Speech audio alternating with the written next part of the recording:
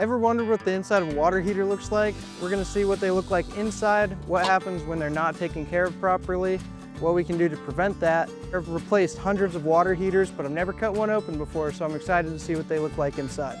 I'm Ross with Reliant Plumbing, and we're gonna take a look at some heaters. All right, so I've got two heaters here. These are both natural gas heaters. This one is a 18-year-old water heater. It was leaking at the top and on the bottom of it. This one is gonna have a lot of buildup inside of it, and should be interesting to see what that looks like. This is an 8-year-old water heater. This one was also leaking at the top. All right, now for the fun part, we're gonna cut these guys open, take a look inside.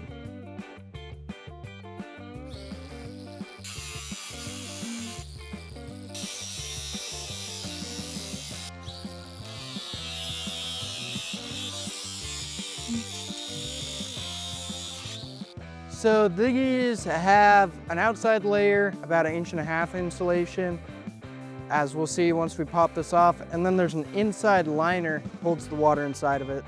So we just got through the first layer. I gotta pop this off. We'll have to clean out some of the insulation. And then we can cut through the second layer.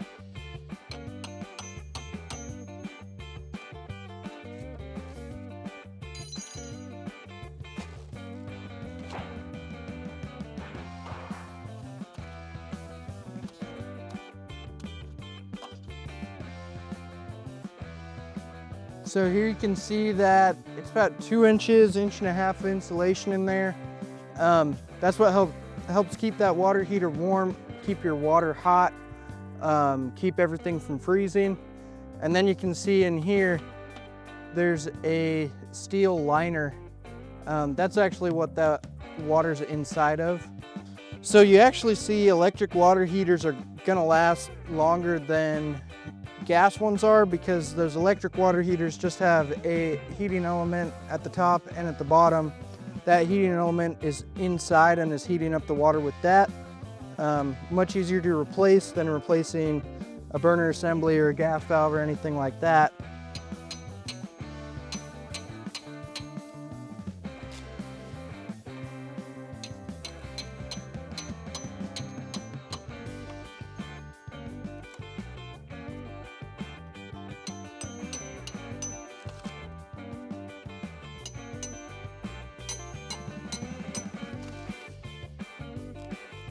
All right, we made it through the insulation and the outer layer.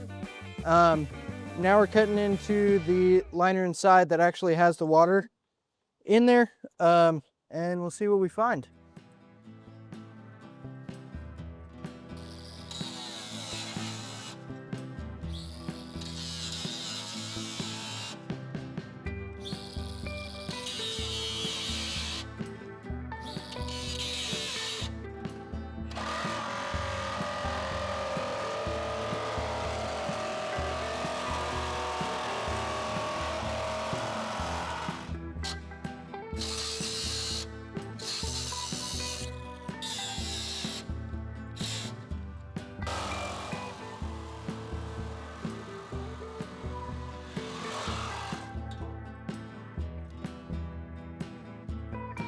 Oh yeah. Here's your anode rod.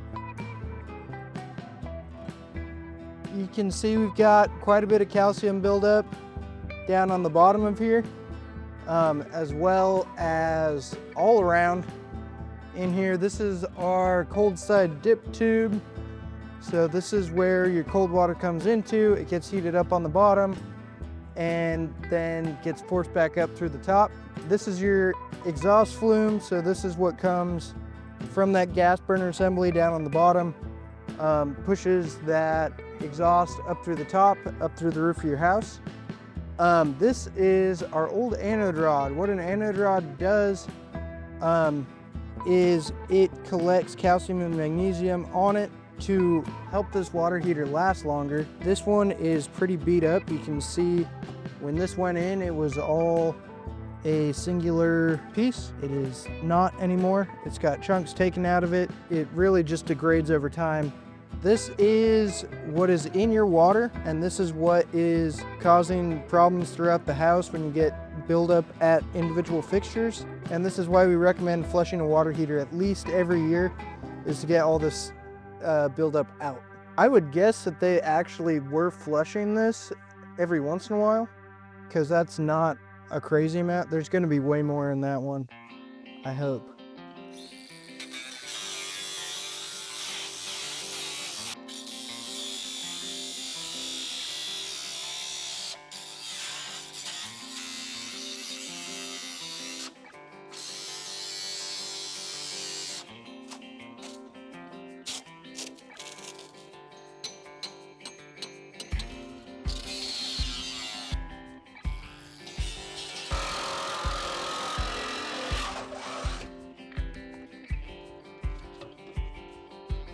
What?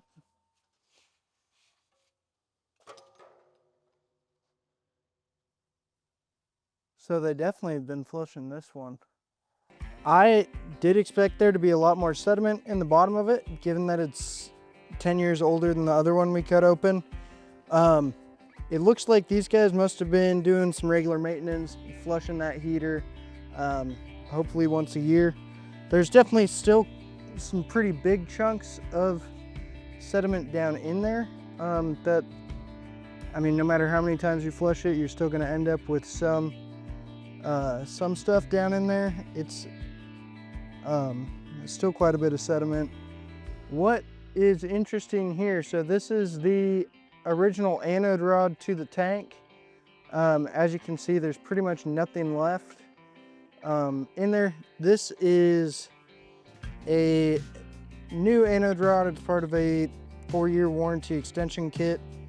But this is what that anode rod should look like when it goes in, and what this once upon a time looked like. And as you can see now, it is pretty much down to nothing that's left. That just gets eaten away at by the corrosive material that comes into the tank. When you have that shower head, you'll notice little white or sometimes even green buildup happening. You might have a couple sprayers that spray off weird directions. This is calcium and magnesium buildup that is brought to you by the hard water of Central Texas. We recommend protecting your home plumbing system with either a softener, a filter, or some sort of water conditioning unit that'll protect your water heater and all the plumbing fixtures inside of your home.